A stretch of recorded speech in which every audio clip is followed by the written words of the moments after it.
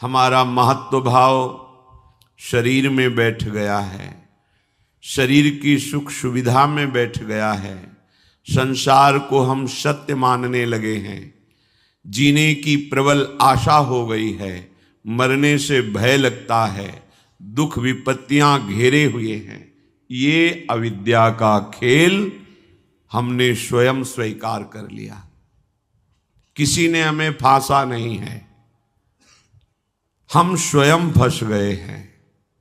बंधेउ कीर मरकट की नाई, हमने स्वयं सुख भोग की लालसा से अपने को फंसा लिया। अब वास्तविक सुख क्या है, चरम सुख क्या है, हमारी आंतरिक मांग क्या है, ये हम नहीं जान पा रहे। बस सामने दृश्य को देखा और टूट पड़े, सुख भोग लेंगे, हम सुखी हो जाएंगे। ये भ्रम है। तुम किसी प्रकृति जनित रचना से कभी सुखी नहीं हो सकते, क्योंकि तुम परमात्मा अंश हो, तुम अपने अंशी की खोज कर रहे हो।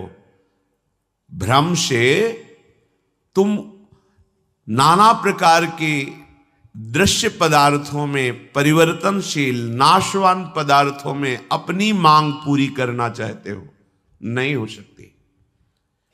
क्यों? क्योंकि तुम चिदानंद अंश हो, तुम्हें चिदानंद सुख चाहिए।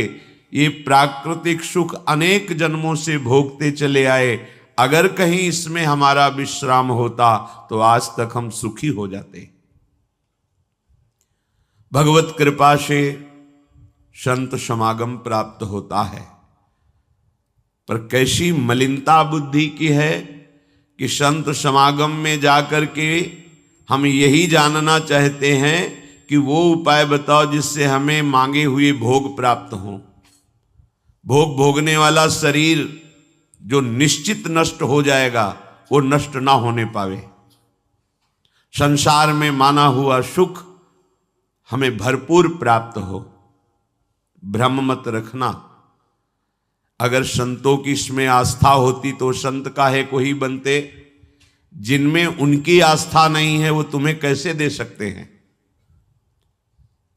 एक अंधा कुएं में गिरने जा रहा हो तो कोई नेत्र वाला उसको कैसे ढकेल सकता है, कैसे जाने दे सकता है।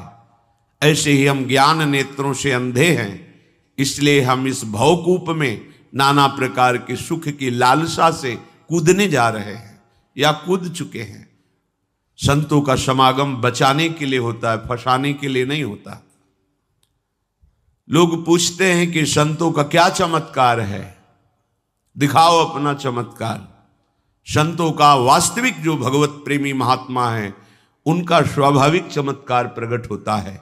उनके दर्शन से, उनके संभाषण से, उनके सानिध्य से विकारों का नाश और भगवत चरणारविंद की प्रीति, विषयी मन का निर्मल हो जाना, भोगों की तरफ आकर्षित चित्त वृत्ति का भगवदाकार हो जाना, ये संतों का चमत्कार है। तुम्हारा कोई रोग ठीक हो जाए, कोई भोग मिल जाए, कोई परिस्थिति सुधर जाए, इसे संतों का चमत्कार मत समझना। ये प्रारब्ध भोग सुख और दुख, पुण्य और पाप से प्रकट होते हैं, इसमें किसी का प्रभाव काम नहीं करेगा। अगर ऐसा होता तो संतों के शरीर में कभी कष्ट ही ना होता। भ्रम में मत फंसो, भ्रम में मत फंसो कि कोई संत तुम्हारे शरीर को अजर अमर बना देगा, तुम्हें भोगों की बाहुल्यता मिल जाएगी। व्यर्थ में भाग दौड़ बंद करो। हां, वास्तविक तुम यदि महासुख को चाहते हो और मृत्यु के भय से बचना चाहते हो तो एकमात्र रास्ता है, प्रभु श्री हरि के चरणों का आश्रय ले लो। हरि स्मृति सर्व विपद विमोक्षणम, भगवान का भजन, भगवान की स्मृति निश्चित तुम्हें समस्त दुखों से बचा लेगी। भगवान की शरणागति, समुझ जे आए शरण ते डरत ना काल डर। मृत्यु क्या चीज है? पर प्रभु के नाम जपने में रुचि नहीं, प्रभु की चरण दासता में भावना नहीं, तो तुम सोचते हो कुछ चंद रुपए और कुछ फल पुष्प आदि दे करके हम रोग रहित तो हो जाएं, शोक रहित तो हो जाएं। भूल मत करना। अगर शोक रहित होना है, रोग रहित होना है, तो एकमात्र उपाय है कृष्णाय वासुदेवाय हरे परमात्मने प्रणत क्लेश नाशाय गोविंदाय नमो नमः। गोविंद को नमस्कार करो और जिह्वा से पुकारो कृष्ण कृष्ण गोविंद गोविंद, राधा राधा राधा। निश्चित जन्म जन्म के अशुभ नष्ट हो जाएंगे, आप स्वयं परम सुखी हो जाएंगे, शरीर राग नष्ट हो जाएगा, ऐसा अद्भुत सुख मिलेगा, कृतकृत्य हो जाओगे। पर अब इस मार्ग में चलने के लिए जब कदम रखोगे तो असत वृत्तियों का त्याग करना होगा। यहीं सब फेल हो जाते हैं। वो ऐसा शॉर्टकट ढूंढते हैं कि कुछ हम कमाए हुए पापाचरण से चंद रुपए आपको दे दें, आप हमें संभाल लेना। भूल मत करना, कभी ऐसा नहीं हो सकता। नाली के पानी से हाथ धोने से कभी हाथ पवित्र और निर्मल नहीं होते। ऐसे मलिन आचरण करके कमाए हुए धन से कभी तुम्हें पवित्रता प्राप्त नहीं हो सकती। ये सब नाटकबाजी मन की है। वहां चलो तुम्हारा सुधर जाएगा, कुछ नहीं सुधरेगा जब तक तुम सुधारना नहीं चाहोगे। तुम सुधारो अपने आप को। किसी का आशीर्वाद कोई काम नहीं करेगा जब तक तुम अपने आचरण नहीं सुधारोगे। तुम खाओ मांस, पियो मदिरा, करो व्यभिचार, नाना प्रकार की हिंसात्मक वृत्ति, तुम्हें भगवान भी नहीं माफ करेंगे, चाहे जहां भाग के चले जाओ। अधर्मा आचरण करने वाले को भगवान कहते हैं मैं साक्षात काल रूप से दंड देता हूं। शरणागत होकर नियम के अनुसार चलोगे तो भगवान तुम्हें दुलार करेंगे मां की तरह। यह सिद्धांत है। नाटकबाजी में फंसो तो फंसो, सिद्धांत से चलोगे तो कभी धोखा नहीं खाओगे, आनंद में मगन रहोगे। पर सिद्धांत में चलने के लिए असत त्याग करना होता है, इसीलिए सब फेल हो जाते हैं। कोई बिरला गुरु कृपा पात्र ही कदम आगे बढ़ाता है। ये भीड़ भागम दौड़ केवल वासनाओं की पूर्ति के लिए तो भ्रम में मत रहना। किसी का आशीर्वाद, किसी की कृपा तुम्हें वासनाओं से नहीं बचा सकती। एकमात्र उपासना ही वासना से बचा सकती है। और उपासना तुम करने के लिए जब तैयार होगे तो ये गंदी बातें, गंदे आचरण ये आपको त्यागना होगा। बस यही तुम्हारी गाड़ी फेल हो जाती है। ये हम नहीं त्याग सकते तो फिर तुम्हें कोई बचा भी नहीं सकता। लिख लो, अपने दिमाग में लिख लो। अगर बचना है तो एकमात्र मामे ए प्रपद्यन्ते माया में ताम तरंते। जितना भी समझाओ ये पागलपन छोड़ते ही नहीं। बस कोई जंतु ऐसा हो, कोई भस्म ऐसी हो, बस हम नाटक में रिझना चाहते हैं। अरे प्यारे, यदि वो तुम्हें सुखी कर सकता है तो वो खुद क्यों सुखी नहीं हो जाता? तुम नहीं सोच पा रहे हो? पागल हो तुम। यदि वो तुम्हें रोग रहित कर सकता है तो खुद क्यों नहीं रोग रहित हो जाता? यदि वो तुम्हारे को चमत्कार दिखा सकता है तो अपने को चमत्कार दिखाकर प्रभु का साक्षात्कार क्यों नहीं कर लेता? पागल बन रहे हो। सिद्धांत को समझो। तब लगी कुशल न जीव कहूं, सपने हूं मन विश्राम। जब लग भजत न राम कहूं, शोक धाम तज काम। जब तक शोकों का खजाना एक कामनाएं, इन कामनाओं को प्रभु के चरणों में समर्पित करके भजन नहीं करोगे, स्वप्न में भी सुख नहीं मिलेगा। जागृत की बात जाने दो। जो चाहत है नित्य सुख, अरु मन को विश्राम। यही सब चाहते हैं।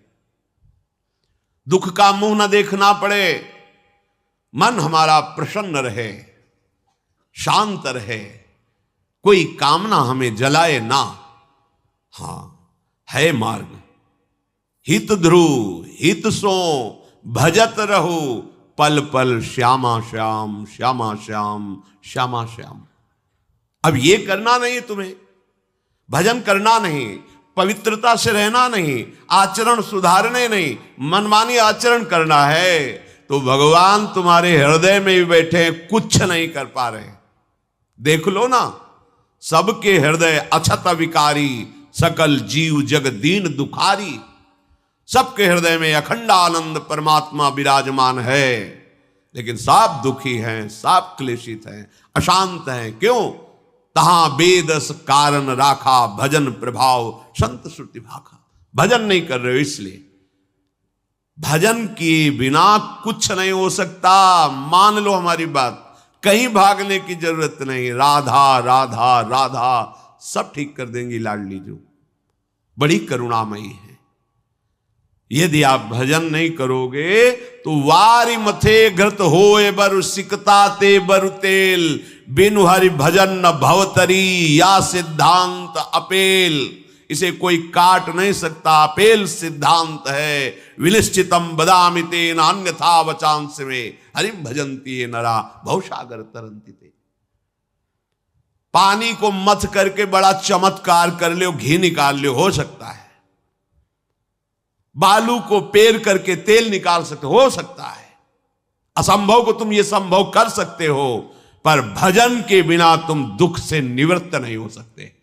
गोस्वामी जी का ये अटल विश्वास, महापुरुषों का अटल विश्वास, शास्त्र का अटल आदेश, बिना भजन किए तुम्हारे अशुभ कर्म नष्ट नहीं होंगे, और अशुभ कर्म नष्ट हुए बिना तुम सुखी नहीं हो सकते। सिद्धांत से चलोगे तो सुखी हो जाओगे, नहीं भटकते घूमोगे, पूरा जीवन नास्तिकता और अश्रद्धा में उतर जाएगा। सिद्धांत से चलोगे तो कृतकृत्यता का अनुभव होने लगेगा, और नाच नाच कर कहोगे वाह, संत समागम का क्या फल होता है, ये मैं पा गया। पायो जी पायो मैंने, राम रतन धन पायो। मारा घूम रहा है जीव, कोई औषधि मिल जाए, कोई भस्म मिल जाए, कोई जंतुर बांध दे, कोई आशीर्वाद दे दे। अरे पागल हो, तुम्हारे कर्म ही तुम्हें दंड देंगे, तुम्हारे कर्म ही तुम्हें सुखी करेंगे। हां, हम कैसे अपने कर्मों को सुधारें, यह है संत समागम। आप अपने द्वारा अपना उद्धार कीजिए, कोई तुम्हारा उद्धार नहीं कर सकता। उद्धार की युक्तियां, उद्धार का मार्ग, उद्धार के सिद्धांत और सहयोग ये संतों से प्राप्त होता है। आशीर्वाद से उद्धार नहीं होता, आशीर्वाद से सुख दुख की निवृत्ति नहीं होती, वो ज्ञान से होती है। उसके लिए आपको भजन करना पड़ेगा, सत्य आचरण में चलना होगा, दुख को सहना होगा, सुख को दबाना होगा, उसमें अभिमान करके फूलना नहीं होगा। तब आप उस महासुख में पहुंचोगे जिसे चरम अवस्था का सुख कहते हैं। संत समागम दुर्लभ इसी बात के लिए है। इसका मतलब ये नहीं छूछा करके तुम्हारे दुखों का नाश हो जाएगा। भाग लो, पूरे ब्रह्मांड में जाओ, अगर कहीं सुखी हो जाना तो बताना हमें आके। समझना ही नहीं चाहते।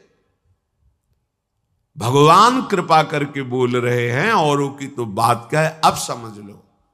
श्री भगवान कह रहे हैं, इदम तुते गृहतमं प्रवक्ष्याम्यनसूयवे, ज्ञानम विज्ञान सहितम यज्ञात्वा मोक्ष से अशुभात्।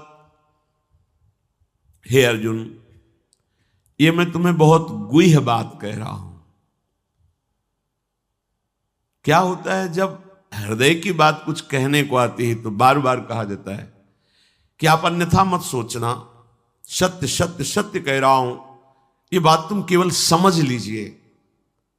मतलब वो विवश होकर अपने हृदय की बात तुम्हें दे रहे हैं, जो छुपाए रखे जीवन भर वो तुम्हें दे रहे हैं, पर अनाधिकारी होने के कारण वो बात पकड़ नहीं पाते।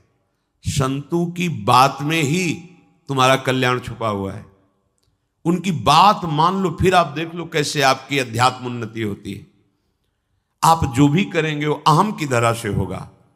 अहम की धरा लोक लोकांतर तक ले जा सकती, लेकिन जीवन मुक्त नहीं कर सकती। जीवन मुक्त होने के लिए अहम का विसर्जन चाहिए। वो होता है गुरु कृपा से, संतों के वचनों से।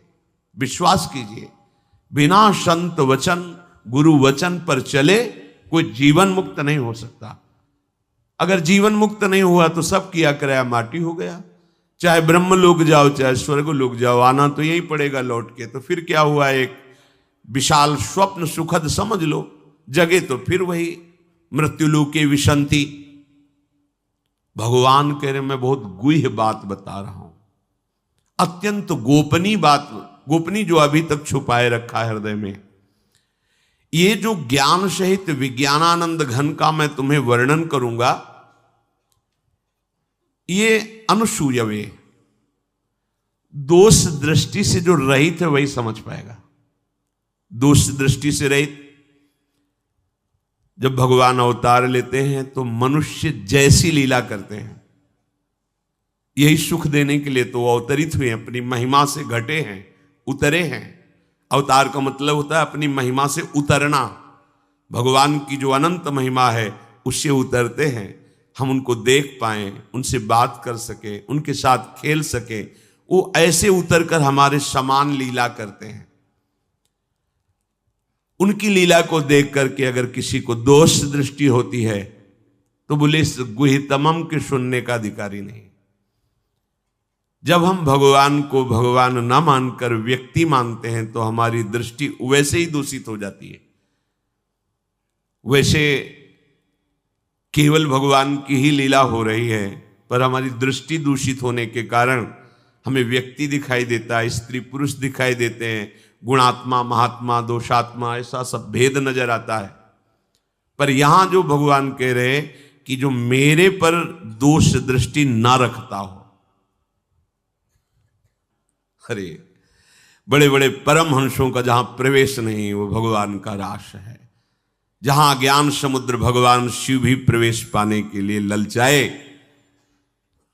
और भगवान श्री कृष्ण की मंद मुस्कान से गोपी स्वरूप होकर प्रवेश पाए। बोलो ज्ञान समुद्र भगवान शिव जिस रास रस के लिए ललचाए, वो रास रस प्राकृतिक स्त्री पुरुष का मिलन हो सकता है क्या? पर अनाधिकारी के तो क्या उपहास, ऐसा के तो इसलिए भगवान यह कह रहे हैं कि जो अनुसूयवे प्रवक्ष्याम अनुसूयवे, जो मेरे से दोष दृष्टि नहीं रखता। अब आप केवल मेरे ही आज्ञा का पालन करेंगे, मैं जैसा कहूंगा उससे एक कदम पीछे नहीं हटेंगे। हो भाग्य, कितनी कृपा कि मुझे समस्त प्रपंच से समेटकर एक मार्ग में लगा रहे। जहां श्रद्धा है तो वहां शब्द दूसरा भाव निकाल देगा, और जहां दोष दृष्टि वहां भाव दूसरा निकाल देगा। इसलिए श्री भगवान कह रहे मैं अत्यंत गोपनीय बात तुमसे कह रहा हूं हे अर्जुन। अपने प्रियजनों से, प्रिय शिष्यों से बात कही जाती है।